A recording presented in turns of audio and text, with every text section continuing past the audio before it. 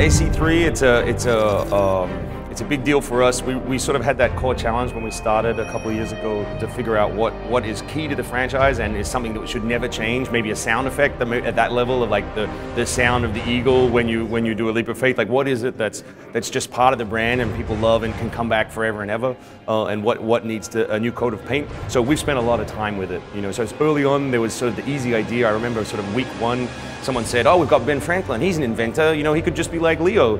And so for about 2 days we thought, "Oh, maybe that could work." And then the more you think about it, the more you realize, A, he invents, you know, the lightning rod and an oven and this really creepy musical instrument, you know, and not so useful really for an assassin. But also it's just way too close. You know, it's too easy, it's too pat. It feels like you're putting pegs in holes, you know what I mean, as opposed to making a game.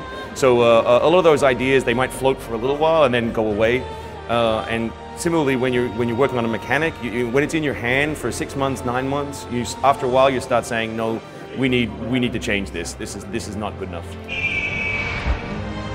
So yeah, the new assassin is Conor. That's the name he adopts when he tries to move in Western society. But he's a half Mohawk, half you know, European. And the story of how he sort of gets caught up in the war with the Templars, how he joins the assassins, you know, how he crosses over with the American Revolution is sort of the story of the game. So we don't want to give too much away there. But tonally, yeah, we wanted a different assassin. You know, so Altair is driven by duty. It's his job to be an assassin. You know, he goes to work and kills people.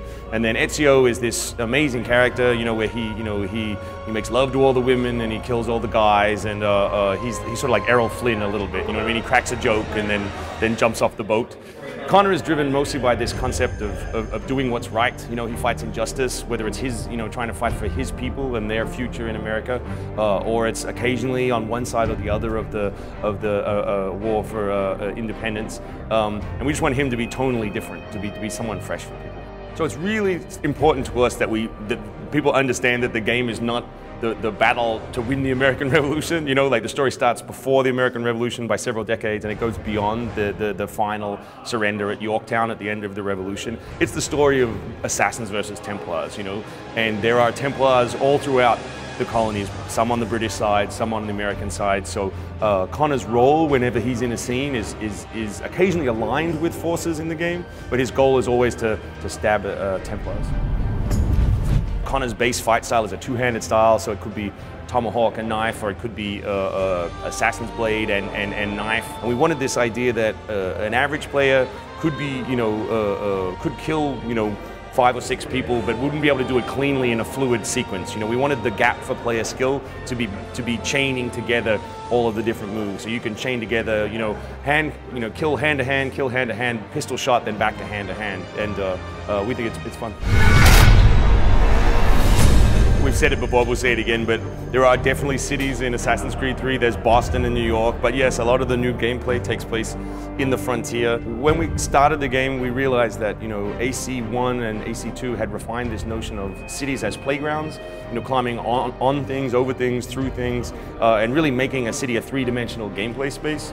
And we realized that people had built forests in games, you know, many times, but they're rarely, if ever, 3D spaces, you know what I mean? And it was funny to me just that the only thing I can climb in real life, which is a tree, is the only thing I can't climb in Assassin's Creed.